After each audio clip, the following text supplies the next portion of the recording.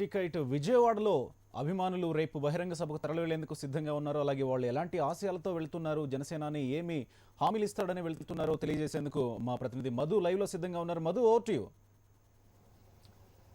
గోపి, మొత్తంగా జనసేన అధినేత power star Pawan Kalyan మరోసారి వార్తల్లో హాట్ టాపిక్ గా నిలిచారు. రేపు సాయంత్రం తిరుపతిలో ఒక బహిరంగ సభ నిర్వహించి ఆయన అభిమానులను ఆశ్చర్యంలో ముంచెత్తారు. ఎందుకంటే 4 రోజుల క్రితమే కర్ణాటక మాజీ సీఎం కుమారస్వామితో భేటీ సమయంలో ఈ ప్రత్యేక హోదాపై పోరాడేందుకు నేను ఎంపీని కాదు, ఎమ్మెల్యేని కాదు, నాకు అంత శక్తి లేదని మాట్లాడిన పవన్ కళ్యాణ్ హఠాత్తుగా ఒక అభిమానికి చనిపోయిన తర్వాత అతన్ని పరామర్శించడానికి వెళ్లి 2 రోజుల పాటు తిరుపతిలో మకం వేసి రేపు భారీ బహిరంగ సభకు శ్రీకారం చుట్టడంలో ఆంతర్యం ఏంటనేది రాజకీయ వర్గాల్లో పెద్ద ఎత్తున చర్చ జరుగుతోంది.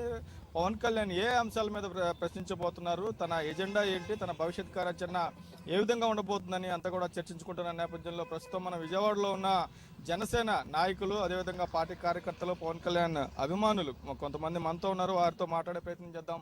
జనసేన నాయకులుగా పోతిన మహేష్ గారు, చాలా రోజుల నుంచి జనసేన తరపున చాలా కార్యక్రమాలు ఇక్కడ నిర్వహిస్తూ ఉన్నారు. రేపు పవన్ కళ్యాణ్ గారు అక్కడ ఉండే ఒక భారీ బహిరంగ సభకు శ్రీకారం చుట్టారు. దీన్ని ఎలా చూస్తున్నారు? ఆ సభ ద్వారా ఏం ఆశించవచ్చు? రేపటి బహిరంగ సభలో సూర్యుడు తిరుపతిలో అస్తమిస్తాడు. ఈ రాష్ట్ర అభివృద్ధి జనసేన పవన్ కళ్యాణ్ గారి ఆశయాల నుంచి, పవన్ కళ్యాణ్ గారి ఉపన్యాసం నుంచి, పవన్ కళ్యాణ్ గారి దిశా నిర్దేశం నుండి ఈ రాష్ట్రానికి నూతనంగా సూర్యుడు ఉదయించేటువంటి అవకాశం చాలా స్పష్టంగా కనిపిస్తోంది.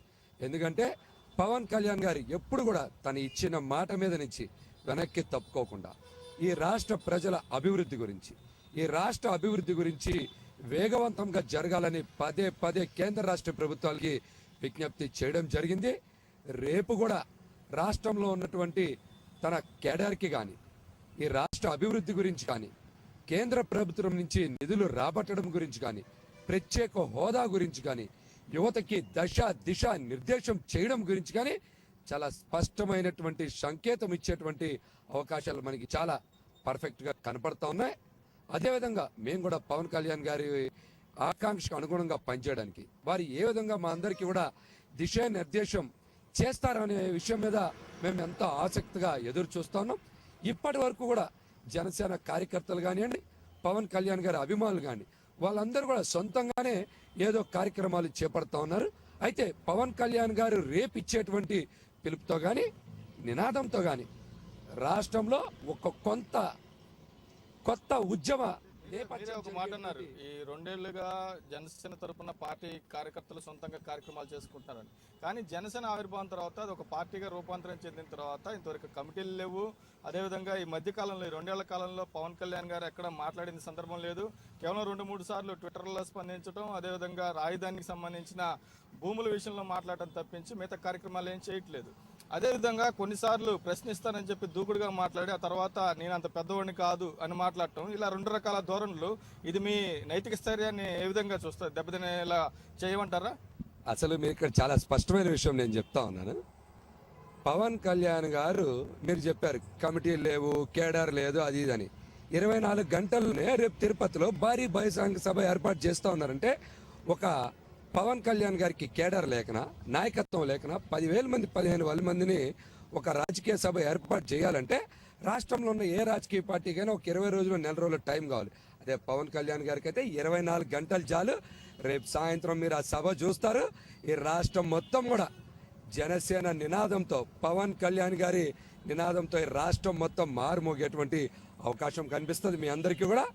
అట్లాగే మీరు ఇంకో మాట కూడా అడిగారు, ఏమంటే మీరు అందరు సొంతంగా చేసుకుంటా ఉన్నారు, పవన్ కళ్యాణ్ గారు ఏది పడితే అది మాట్లాడితే మీకు నైతిక స్థైర్యం దెబ్బతిందని.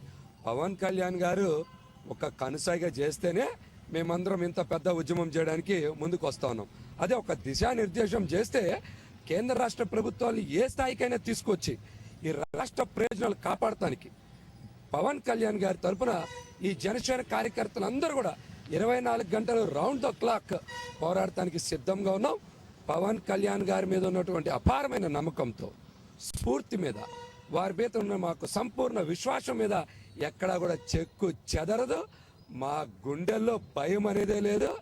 అట్లాగనే పవన్ కళ్యాణ్ గారిని ఒక్కసారి చూస్తే చాలు, మేమందరం కూడా టీవీలో చూసినా చాలు, పరోక్షంగా కానీ ప్రత్యక్షంగా ఒక్కసారి చూస్తే చాలు, ఆ స్పిరిట్ మాకు 10 సంవత్సరాలు పనిచేస్తుంది. ఏ విషయం మీదైనా సరే స్పందిస్తాం. పవన్ కళ్యాణ్ గారు చెప్పే అంశాన్ని మీరు కూడా పాజిటివ్ అంశంలో మీరు ఆలోచించాల్సిన అవసరం ఉంది. నా దగ్గర డబ్బులు లేవని చెప్తే రాజకీయాల్లో డబ్బుని, ఈ బ్లాక్ మనీని నిరోధించడానికి ఆ మాటలు చెప్తా ఉన్నారు. అట్లాగనే ప్రతి ఒక్కరికి కూడా బాధ్యత గుర్తు చేసేటువంటి మాటలు చెప్తా ఉన్నాడు. ఎంపీలు పోరాడాలి, పాలకపక్షం పోరాడాలి, ప్రతిపక్షం పోరాడాలని వాళ్ళందరికీ కూడా బాధ్యతలు గుర్తు చేస్తున్నారు. అంతేగాని రోజు ఆయన్ని రోడ్డు మీదకి రమ్మని అందరం అడుగుతాం కూడా ఒక తప్పనే భావన ప్రజల్లో ఇప్పుడు మీరు అన్నట్టు సడన్ గా ఈ నిర్ణయం తీసుకోవడం కారణాలు ఏమై ఉండొచ్చు, రేపు దేని మీద ఆయన ప్రశ్నిస్తే బాగుంటుందని మీరంతా భావిస్తున్నారు? మీరందరూ సడన్ గా అంటే మాటికి టీవీలు కానీ జనం కానీ మాకు కొద్దిగా బాధ కలుగుతా ఉంది. 2 నెలల అవల పవన్ కళ్యాణ్ గారు బయటకు వచ్చారు. ఒక 6 నెలల కిందట, అలాగే 1 సంవత్సరం కిందట కూడా మీరు పెనుమాక రాజధాని ప్రాంతాన్ని సందర్శించారు. అలాగే విశాఖపట్నంలో బాక్సైట్ గనుల గురించి మాట్లాడారు. అలాగే ఎక్కడ ఎవరికి ఇబ్బంది ఉన్నా కూడా మానవతా దృక్పథంతో స్పందిస్తూ ఉన్నారు. నిన్న కూడా తిరుపతి ఒక జనసేన కార్యకర్త కోల్పోతే, ఒక సైనికుడు లాంటి కార్యకర్త పోతే నిన్న అక్కడికి కూడా రావడం జరిగింది. పవన్ కళ్యాణ్ గారు ఎవరికి టచ్లో లేరు? మీడియాకి టచ్లో లేరని అడుగుతున్నారా? జనాలకైతే మా అందరికి నిత్యం టచ్లోనే ఉన్నారు. కార్యకర్తలకి దిశానిర్దేశం చేస్తూనే ఉన్నారు. మాకైతే ఆయన యొక్క స్ఫూర్తి పూర్తిగా అందుతోంది. మాలో ఎక్కడ కూడా అసంతృప్తి అయితే లేదు.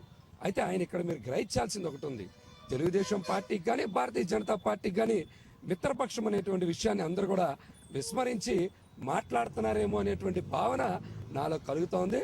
పవన్ కళ్యాణ్ గారు ఒక నీతివంతమైనటువంటి నాయకుడు. 2 పార్టీలు మిత్రపక్షాలని చెప్పి అందుకే క్లారిటీ ఉంది. ముందు జనసేన కార్యకర్తల క్లారిటీ ఉంది. ఎందుకంటే మీకు ఆ ఎలక్షన్ టైంలో మీ సపోర్ట్ తీసుకున్న తర్వాత జనసేన వాళ్ళని ఎక్కడ కూడా పట్టించుకున్న దాఖలాలు కనిపించట్లేదు. నామినేటెడ్ పోస్టులకు సంబంధించి కూడా ఒక లిస్ట్ ఇచ్చారు, కానీ వాటికి సంబంధించి కూడా ప్రాధాన్యత ఇవ్వలేదు. అదేవిధంగా మిగతా అంశాల విషయంలోకి వస్తే రాజధాని నిర్మాణానికి సంబంధించి శంకుస్థాపన టైంలో ఆయనకి సరైన ఆహ్వానం అందలా. అదేవిధంగా రేపు మొన్న ముగిసిన కృష్ణా పుష్కరాలకు కూడా ఆయనకి సరైన ఆహ్వానం అందలేదని వచ్చినాయి. మీ పార్టీకి సంబంధించిన వాళ్ళే చాలామంది అభిమానులు దీంతో నిరుత్సాహానికి గురయ్యారు. ఎలక్షన్ టైంలో పవన్ కళ్యాణ్ ఉపయోగించుకున్న తర్వాత సరైన ప్రాధాన్యత కల్పించట్లేదని. ఇలాంటి అంశాలన్నీ కూడా ఆయన దృష్టికి వెళ్ళి రేపు కేంద్ర రాష్ట్ర ప్రభుత్వాలను ఈ విధంగా ప్రశ్నించేందుకే సభ పెట్టబోతున్నారు. దీని మీద సూటిగా చెప్తే పవన్ కళ్యాణ్ గారికి రాజధానికి ఆ రోజు రావడానికి శంకుస్థాపనకు నాకు రావడానికి కుదరలేదంటేనే తర్వాత ఎవరో మంత్రి గారిని తీసుకొని డైరెక్ట్గా సీఎం గారి క్యాంప్ ఆఫీస్కి రావడం జరిగింది. సీఎం గారు కూడా ఎదురొచ్చి పవన్ కళ్యాణ్ గారిని రిసీవ్ చేసుకొని మళ్ళీ సెండ్ ఆఫ్ ఇచ్చిన సందర్భం మనం సూటిగా చూసాం. అందులో పవన్ కళ్యాణ్ గారు ఎక్కడ అసంతృప్తిలో లేరు. నామినేటెడ్ పదవులు అనేది పవన్ కళ్యాణ్ గారు ఎప్పుడు కూడా ఎవరిని ఆశించే పరిస్థితిలో లేరు. ఎందుకంటే రాష్ట్రం తెలుగుదేశం పార్టీ అధికారంలోకి రావడానికే ప్రధానమైన కారణం పవన్ కళ్యాణ్ గారు అయినప్పుడు పవన్ కళ్యాణ్ గారు నామినేటెడ్ పదవులు అడిగేటువంటి అవకాశమే ఎక్కడ కూడా లేదు. పవన్ కళ్యాణ్ గారు ప్రజల మంచి గురించి, ఈ రాష్ట్ర అభివృద్ధి గురించి ఒక పార్టీని స్థాపించి రాజకీయాల్లో ఉన్నారు. కానీ నామినేటెడ్ పదవుల గురించో చిన్న విషయాల గురించో పట్టించుకునేటువంటి పరిస్థితులు ఆయన లేరు. నాకు తెలిసి అయితే ఆయన ఎవరి గురించి పదవి అడిగి ఉండరు. కానీ మీరందరూ ఎందుకని అలాగా ఒక రూమర్స్ సృష్టించి మాట్లాడుతున్నారో మాకైతే అర్థం కావట్లా. పవన్ కళ్యాణ్ గారి వ్యక్తిత్వం నచ్చే ప్రతి ఇంటిలో కూడా ఈరోజు ఒక అభిమాని తయారయ్యారు, వయసుతో నిమిత్తం లేకుండా. వాళ్ళందరూ కూడా పవన్ కళ్యాణ్ గారు రావాలి, ఈ రాష్ట్ర రాజకీయాల్లో మార్పు రావాలి, సన్ రైజ్ సిటీగా ఈ స్టేట్ ఆఫ్ ఆంధ్రప్రదేశ్ రావాలంటే చంద్రబాబు నాయుడు గారి వల్ల, జగన్ గారి వల్ల కాదు. ఇది కేవలం పవన్ కళ్యాణ్ గారి వల్లనే సాధ్యమైంది. ఎక్కడ కూడా అవినీతి గురించి ఎక్కడ ఆయన యాక్సెప్ట్ చేసేటువంటి పరిస్థితి లేదు. ముక్కుసూటిగా మాట్లాడేటువంటి మనిషి. ఏ విషయాన్నైనా కూడా తొందరగా పరిష్కరించగలిగేటటువంటి ఏకైక యువ నాయకుడనే ఈ రాష్ట్రంలో ఉన్నటువంటి ప్రతి వ్యక్తి కూడా పవన్ కళ్యాణ్ గారు రావాలి. ఆయన వస్తే రాష్ట్ర రాజకీయాల్లో మార్పు ఉంటుంది. ఈ వ్యాక్యూమ్ పోతుంది. ఈ పొలిటికల్ వ్యాక్యూమ్ ఉంది చాలా, ఇది పోతుంది. ఈ చీకట్లు తొలగుతాయి. మనం ప్రభుత్వాన్ని కూడా, కేంద్ర ప్రభుత్వాన్ని దేహి అని అడుక్కునేటువంటి పరిస్థితి పోతుంది. గట్టిగా ఉద్యమించగలిగేటువంటి యువ నాయకుడు కాబట్టి ప్రతి కుటుంబంలో ఈరోజు పవన్ కళ్యాణ్ గారికి వయసుతో నిమిత్తం లేకుండా అభిమానులు తయారయ్యారు. నామినేటెడ్ పోస్టులు కానీ ఆహ్వానం అందడం లేదనే విషయాన్ని ఇవన్నీ కూడా రూమర్సే. దీన్ని పెద్దగా పట్టించుకునే పరిస్థితులు అభిమానులు కానీ కార్యకర్తలు కానీ రాష్ట్ర ప్రజలు కూడా ఎవరు లేరు. పవన్ కళ్యాణ్ గారి యొక్క ముక్కుసూటి తత్వం ఈ రాష్ట్రంలో ప్రతి ఒక్కరికి కూడా తెలుసు. ఆ విషయం మీదనే అందుకని ఇంతమంది అభిమానులు కానీ రేపు భారీ బహిరంగ సభ విజయవంతం అవుతుంది. ఆ విజయవంతంతోనే కేంద్ర ప్రభుత్వం కూడా స్పందించి ప్రత్యేక హోదా మీద ఒక స్పష్టమైనటువంటి క్లారిటీ ఇచ్చేటువంటి అంశం కూడా మీరు అతి తొందరలో చూడబోతారు. అలాగే మాకున్న సమాచారం బట్టి 13 జిల్లాల్లో కూడా పవన్ కళ్యాణ్ గారు ఇటువంటి మీటింగ్లు ఏర్పాటు చేసేటువంటి అవకాశం ఉంది. 24 గంటల్లోనే రేపు 15-20 వేల మందితో మీటింగ్ పెడితే, మీరు ఒక్క నెల రోజుల ముందు పెడితే 1 కోటి మందితో పవన్ కళ్యాణ్ గారు మీటింగ్ పెట్టేటువంటి అవకాశం ఉంది.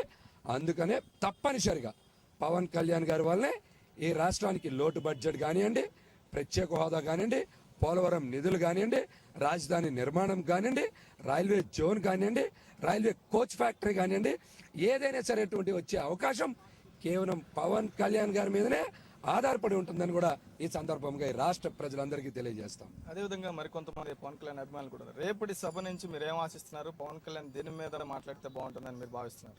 ఆయన మా నాయకుడు, జనసేన పార్టీ నాయకుడు 2014లో మనందరికి కూడా ఆ రోజు చెప్పాడు, సమయం వచ్చినప్పుడు నేను స్పందిస్తాను అని మాకు ఒక పిలుపు ఇచ్చాడు. అలాగే ఈ రకంగా మరి 2 రాష్ట్రాలు కూడా మా పవన్ కళ్యాణ్ని ఉపయోగించి కూడా ఆయన పిలుపు మేరకు మా ఈ 2 రాష్ట్రాల్లో కూడా మేము ముందుకు వచ్చి ఆయనకి ఎలక్షన్కి ప్రచారం చేసి మేము ఆయనకి గెలిపించడానికి మేము చాలా సహకరించాము. ఆ రకంగా ఈరోజు 2 సభలో రేపు మాత్రము